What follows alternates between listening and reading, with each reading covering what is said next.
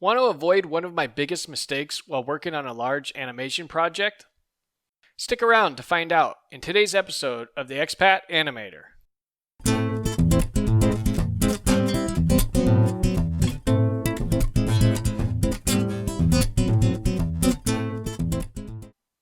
One of the biggest mistakes I have made as an independent animator is upgrading my software mid-project.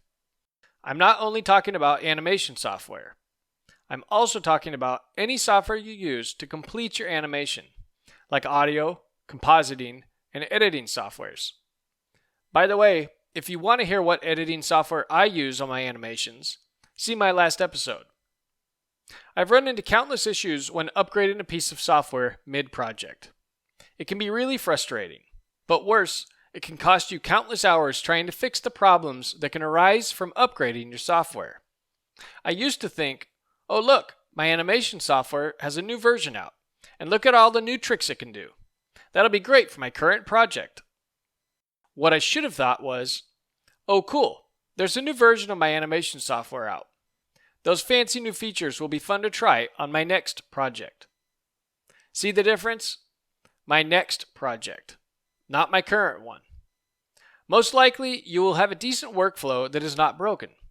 So, if it's not broke, don't fix it. Leave it alone. This is especially true if you are working on a project for a client and are on a deadline. The same can be said for your computer operating system. Don't upgrade it mid-project. Just don't. Things can and most likely will break. Things like driver compatibility with your drawing tablet. Things like your scanner stops working. Things like bugs in the software. Software that used to work well, but is now driving you mad because you just can't figure out what the heck it's doing.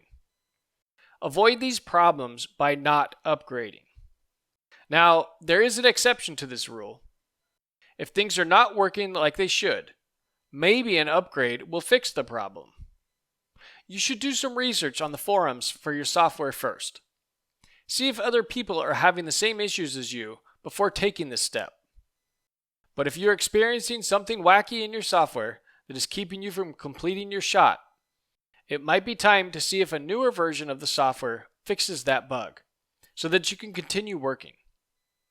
But more likely than not, your workflow is functioning well enough to finish your project. So finish it up. Then you can look into upgrading. You'll have time to explore what other people are saying about the new version and if they're having issues with it or not. Just remember to have a backup or two before you do it. If you found this video helpful, you might like my Skillshare animation classes. Use this link to get a free 14-day trial to every class on Skillshare, including mine. This has been Patrick Davidson, the Expat Animator. See you next time.